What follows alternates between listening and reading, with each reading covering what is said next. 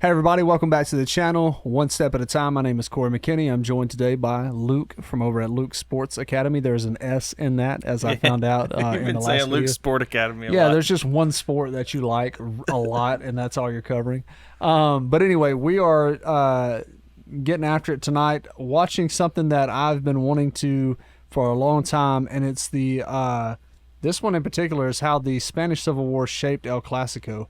So it's a little. Wait, is this the right video? Yeah, that's the right video. Yeah. So this is Roots of the Rivalry, done by Rabona TV. So shout out to Rabona TV. They have some great content over there. So if you want to check those guys out, please do so. I'm looking forward though to learning the history of this rivalry and what it means to the Spanish League. So let's dive in, man. For some, over the better part of the last decade or so, El Clásico turned into Messi versus Ronaldo. Whereas An the iconic reason picture for the of those two. rivalry I know, between man. the clubs, which is steeped in history and politics, has been somewhat forgotten.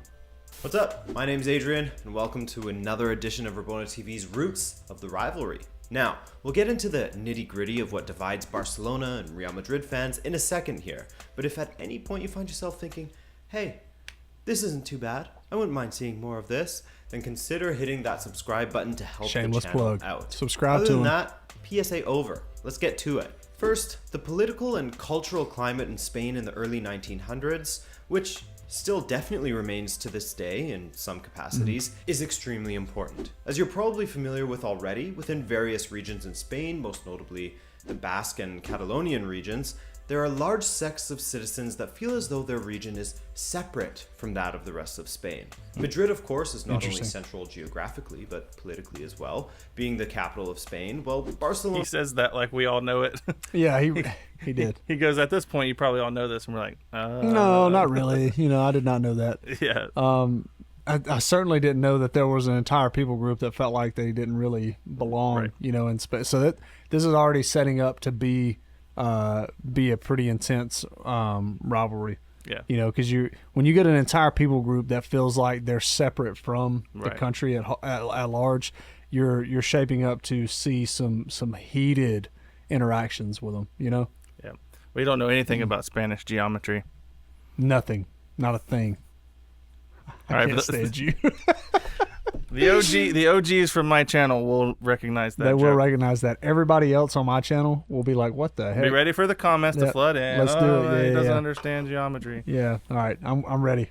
lies in the Catalonian region, a region that, as recently as 2017 and 18, tried to have a referendum to separate from the rest of Spain, while the same has been pondered by the Basque region in the past as well. You'll want to keep that in mind throughout, as it's quite central to a lot of what we'll be talking about politically in this video. Now, with that in mind, let's quickly look at the foundational history of the two clubs, starting with Los Blancos. As all fans of football know, England are responsible for spreading the sport around the world, and in Spain, it was no different. A few students from Oxford and Cambridge who were studying at the Institución Libre de Enseñanza helped to start the first football club in Madrid, called Sociedad Sky Football.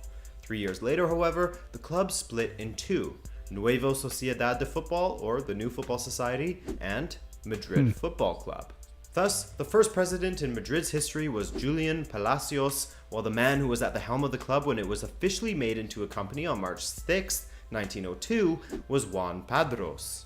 Given that football was growing in popularity extremely quickly in Madrid, Madrid Football Club pitched the idea of throwing a tournament in honor of Spain's king, Alfonso XIII, calling it the Copa de la Coronación, or the Coronation Cup. So, Oh, it's yes, the Copa del Rey Cup. was sort of Real Madrid's idea, as they pitched the Copa de la Coronación, which preceded the Copa del Rey. We'll speak more about this cup later when we talk about the first meeting of Barcelona and Real Madrid. Anyways, enough of that. It was in 1920 that King Alfonso XIII gave Real Madrid its royal title. Thus, the club was henceforth known by the name you know today, Real Madrid. And now, FC Barcelona, whose foundational Do not history like is that one. also chock Don't full like of that badge. expats, as many clubs Is that a bat? Yeah. Yeah, it's a badge. I don't like that badge. That badge is weird. What's the bat for? I don't actually remember if he gets into it in this video. It's been a while since I watched it. Well, I kind of hope he does, because what the heck? Yeah. I'm about to. If he doesn't get into it, I'm gonna have to Google it. Man, Right. That's odd. across Europe are. Hans Gamper, or John Gamper if you're in Catalonia, sought out like-minded individuals who wanted to form a football club with him by using the good old-fashioned method. He posted an ad in the paper that said that he was, quote, wishing to organize some matches in Barcelona, requesting that everyone who likes this sport contact him. Come to this office Tuesday and Friday nights from 9 to 11. So, 1 month later, on November 29th, 1899, 11 men attended the meeting and founded Football Club Bar. You see the hyphen there in football? That's like, that's interesting. Before the word was actually joined together as one. This is quite literally a game that includes a ball and you play it with your foot. Yeah. That's It's cool. also just cool how like a club could just get started like this. He's like, hey guys, if you want to play this sport, come show up at my office Monday and Friday. And he said anybody interested in the sport. Yeah. Literally anybody. And 11 people show up. We're like, all right, we got a club. We got a FC squad, Barcelona. bro. Absolutely. So another thing that's cool about this is it really boils down the simplicity of the sport, or at least what it takes to get it going. Right. You know, you've brought up in the past that there's entire countries where kids in really, really poor areas will just put together some trash into a ball and kick it around. That's how Pele learned. That's crazy. Yeah. He played with, I think it was like a paper ball with like rubber bands. Wow. Yeah. And to think and he became one of the greatest ones to ever do it. So it's really cool to know that this sport can be started with so little. Oh yeah. Because you don't need like all the equipment and the pads and all this stuff. You need 2 goals. As I found out in Mexico on mission trips, they had PVC pipes and then chain link fence as the netting for the goals, and we're playing on dirt fields. So all you need is a ball on your feet, really, and just kind of. Yeah, you really don't even need the goals, right? Just it's so cool, man. That's really, really cool to know. Barcelona, with their first club director or president being another Swiss expat named Walter Wild. Cool name. Barcelona played in and won their first trophy in 1902, which was the Copa Macaya. It was also in 1902 that they would meet their future bitter rivals, Real Madrid, in the Copa de la Coronación semi-finals, played on May 13th at the Hippodromo in Madrid. Okay. The winner of this match, so certainly not as old as the old firm, right. But I guess still a lot of significance here. But 1902 is still a long time to be playing it. Barcelona, thanks to a brace from Udo Steinberg and a penalty put away by Gamper himself. Barcelona moved on to the final of the Coronation Cup up against eventual champions Vizcaya, which was a conglomerate club made up of players from Athletic Bilbao and other Basque clubs. Now, this posed a problem for the organizers of the cup, as the final consisted of a team from the Basque region and a team from Catalonia. Not exactly what the organizers from Madrid, the home of the monarchy, were looking for. So, in order to sort of aid this, a third-place consolation match was quickly thrown together, with journalist Phil Ball even speculating that the trophy used for it was from the personal collection of one of the organizers.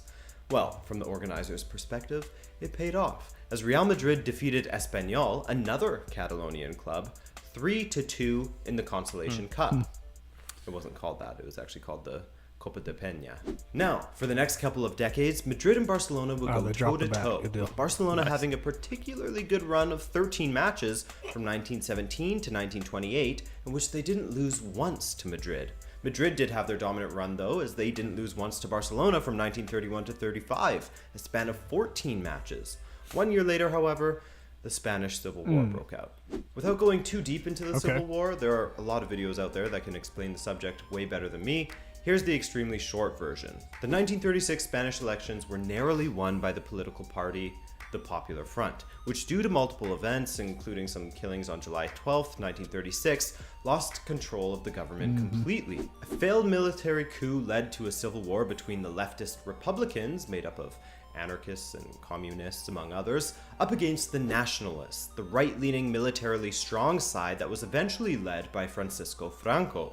Franco's ideals would unify the nationalists, while the Republicans had very little in regards to unity, which would be their eventual downfall, leading to Barcelona being conquered by the nationalists in January of 1939, Barcelona of course being the homeland of the Republicans. 2 months later, Madrid was conquered and Franco was installed as the absolute dictator of Spain.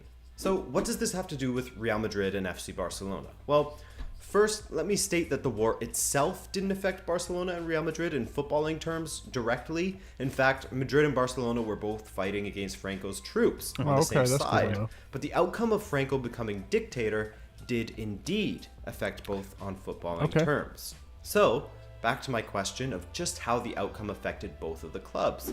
Well, considering Franco fought against Republicans from Barcelona, basically the epicenter of Catalonia nationalism, I'm sure you can see how he was less than amicable with them, not only politically, but also footballing-wise as well. If you've seen our video on the Derby de Lisboa, then you'd know that Portugal's dictator António Salazar used football almost as a propaganda piece, given its popularity within the country, and Benfica became his sort of representation of a strong Portugal for the rest of Europe. Well, in Spain, Franco was no different, as he allegedly looked to use Real Madrid as his own piece of propaganda. Man, that sucks. In doing so, you can see how this divided the fans of their respective clubs even further, with Barcelona fans not only... nobody wants to be a fan of the regime's team. No, every time you get politics involved in sporting, I mean, we even saw this in America in a small instance during the COVID years specifically. It's one of those things, man, you get it involved in it, and it really does kind of ruin the sport for everybody to an extent, because you begin to really drive a division in a fan base that's already got a friendly division between two teams or whatever, but you start putting more at stake in situations like this, especially when you have a regime and gosh, man, it's hard. So one thing I've learned with football is it's hard to look at the history of football without seeing political, like the political landscape has shaped the football landscape. There's no doubt about it. It's been, I mean, but that's, if you really think about it, you can't get away from that even in just human history. No, you can't. It's just, unfortunately, we just all can't get along. No. It's just never going to happen. So why can't we be friends? Yeah, no, it doesn't. Somebody's going to come through and mess it up for somebody else, and that's just the name of the game. Especially when something has existed for so long, it can't stay It can't stay untouched. It's going to get messed up. Right, and you'll actually see positive moments of political, politics getting involved in sports, especially in a lot of these countries. You'll see really big moments when players actually get involved and take a voice. Like standing up against a regime. Standing up against a regime and things like that. That's noble, and I think I still would take the stance of I don't know. It's actually a little more nuanced than even I thought. So at first I took the exact stance that you're bringing up immediately, and it's because I have 2023 context that I'm looking at. Yeah. But if you think back even to guys like oh man, I'm blanking on his name, but it's very big deal. Jackie Robinson. Oh, Jackie Robinson. Right. Oh, okay. So you've got these moments even in American sports where that actually transcends the game, and it actually becomes a defining moment of the game. Well, it changes everything. That's right. So, that's right. So you have these moments where that obviously is important, but maybe even necessary. Right. Yeah, maybe you even necessary. So in this sense, you take something that everybody loves that they're coming together with, and you use it as a way to say, listen. In that sense, they were fighting for we are people, just like you guys, and we deserve a shot at this. Yeah, I think if, in my opinion, from getting into it, I think that you see both sides of the coin. You see politics being weaponized in sports, and you see politics actually being very, very necessary for an entire group of people. So man, that's interesting. Yeah, that's wow. I've got to look at more history of teams now, knowing that had such a big effect over the years. Well, the unfortunate byproduct of it is that we live in a culture right now that, especially in America, where we're just sick of politics. We're really just sick of being divided and hating each other and yelling at each other, and so it's really easy for anything that smacks of being politically motivated for us to just be like, I don't want to have anything to do with that. No, that's right. But also realizing that there is history here, and so Yeah. not trying to divorce myself from all of the history of football that came before, but That's also like just, to put my perspective out there, like I do get weary and tired of hearing political talk, and people start talking politics, and I'm like, I'm done. Yeah, no, I hear that, bro. I hear that. Let's keep going, man. Disliking Real Madrid as a simple sporting rival, but now with all of the political connotations that go along with Madrid being representative of the Francoist regime that The crown on squashed top doesn't Catalonia help. Right, and doesn't help continued at all. Really to does not repress help. them, it made things even worse. And don't get me wrong, that's not to say there weren't instances in which FC Barcelona and Franco got along, wherein some Barcelona backroom staff had good relationships with him, regularly awarding him and his regime medals and gifts, while Franco even made the construction of the Camp Nou a priority. But for the most part, it's commonly accepted among Barcelona fans and Spanish football fans in general that Real Madrid was favored by Franco. A great example of this was during the 1943 Generalissimo Cup semi-finals. By the way, the Generalissimo Cup is just the Copa del Rey, but during Franco's time, it was referred to as the former. Anyways, as I was saying, in the 1943 edition of the Cup, Barcelona and Real Madrid faced off in the semi-finals. The first leg ended 3-0 to Barcelona at home, and they were cruising. However, according to legend, when the Barcelona players came to Madrid for the second leg, they were apparently met by the Director of State Security. A grand surprise for them, who, once again, according to Phil Ball, reminded the players of how the state had allowed Catalonia to remain within the country and the generosity that it took from the state to do exactly that. Oh, man. The players were able to read between the lines and could sniff out the alleged threat, and in the second leg, well, let's just say that things went differently than in the first. What a way to ruin Vastly it. different. 11-1. Real Madrid Wow. won 11-1. Wow. 11-4 on aggregate. If that's not rolling over, I don't know what is. And then At least make speaking it look further to how believable, Franco- Oh, guys. Man, that was a clear, or maybe they didn't want to make it look believable to send the message out to everybody else that like, hey, we were threatened. Yeah, maybe. That could have been, I mean, very well, like, that's a possibility for sure. I mean, I feel like that's kind of something, if somebody would threaten me like that, and I think I would gather around with the team and be like, all right, guys, they want to threaten us. Let's send a message out to the whole world that this is what took place. So forever in history, when people look back at this, they can see that there's something clearly happened. Right. I don't know, dude. That sucks though. That sucks a lot. That sucks the fun out of the game too, because I know. why would you want that?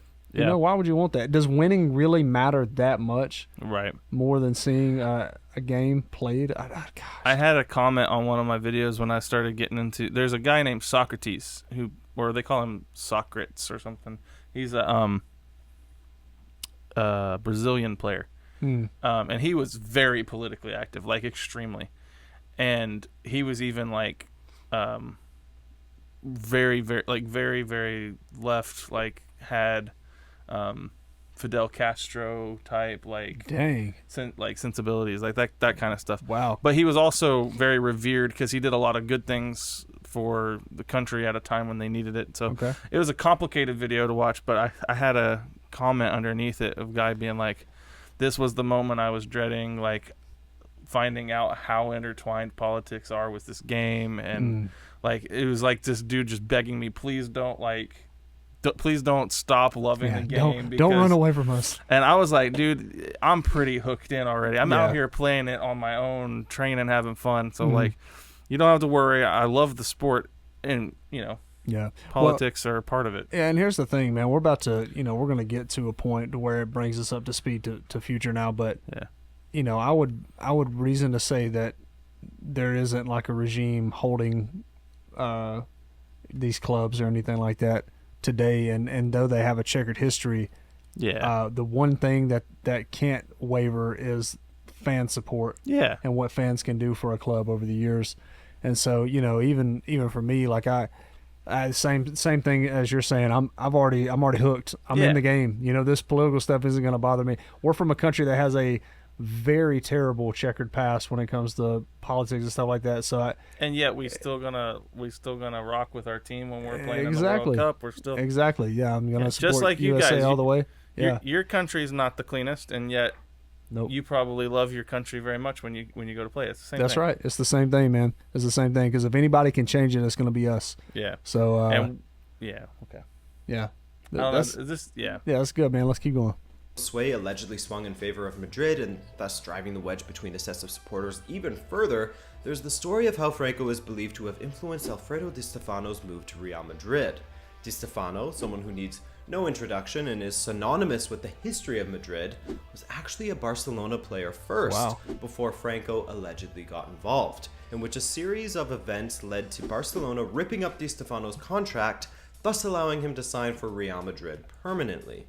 Honestly, this situation is long and complicated, so if there's any interest in it, I can do a separate video on that because it's just Wow. too much to explain within this video. But as I said, it was just another situation that added fuel to the fire among the Spanish football fans who believed that Real Madrid was the regime team, with the most vehement believers, of course, being the Barcelona fans. Nowadays, thanks in part to time healing all wounds, and in part due to Barcelona's Guardiola era dominating Spain, and then the Ronaldo versus Messi era, and more recently Real Madrid's incredible run of 4 Champions League titles in 5 seasons, the focus has shifted more towards football, beating the other team on the pitch, than politics. That's good. However, there still is that underlying political edge to it, what with Catalonia's referendums and calls for independence as recently as October of 2017, that no doubt stirs up the emotions of old once El Clásico comes around. And aren't we all lucky, fans of Real Madrid, Barcelona, or neutrals such as myself, whenever it does come around? And I think that will just about do it for El Clásico in this edition of Rabona TV's Roots of the Rivalry. Man. Yes, sir. Yeah, there's a lot to unpack there. There's a lot that that you can kind of take in, and it really can bog you down. It can. Being honest, like I can see how some people would, just shy away from all this to begin with, and maybe turn a blind eye to it. At the same time, though, it's cool to get that kind of history laid out and exposed, and say like, okay, yeah, I understand all this. I understand all this is going on. Still love the sport, still love the game, and actually provides even more context between the rivalry and why it is a rivalry in the first place. Yeah, and that's just something that you get when a sport is as old as it is. That's right. That's right. World history, it takes.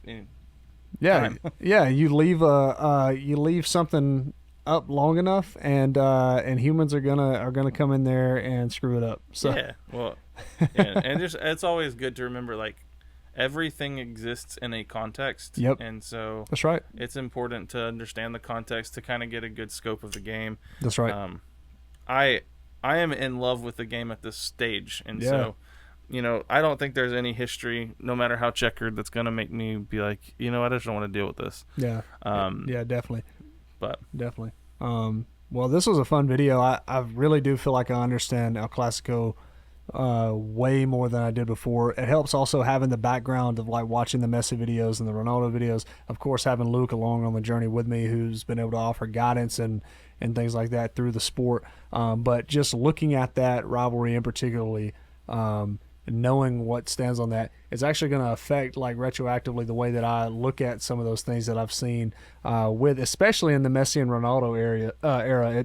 It really does provide a lot of context for why that was even more intense than just simply, hey, here's 2 guys that are really good at the sport. It's like not only that, but they're in one of the most debated rivalries or heated rivalries in the history of the sport. So that's really cool. And so I appreciate you guys for pointing me in the direction of looking at El Clásico. Hope that you enjoyed this video. If you would, for me, like, comment on the video, subscribe to the channel. Channel membership is up. If you would like to join that, it would make me very happy. We have a few people who have hopped in, and there's some cool perks that come along with that. First tier is pretty basic stuff. There's little perks that come along with it. And the second tier, though, I'm a gamer, and so you'll get all my gamer information to add me on Xbox and Steam, and I would love to see you guys over there, maybe even hop in a party and chat sometime over FIFA or Football Manager. With that being said, though, hope you guys enjoyed this video. Hope that you also hop over to Luke Sports Academy and subscribe to him if you have not, and we will see you in the next video.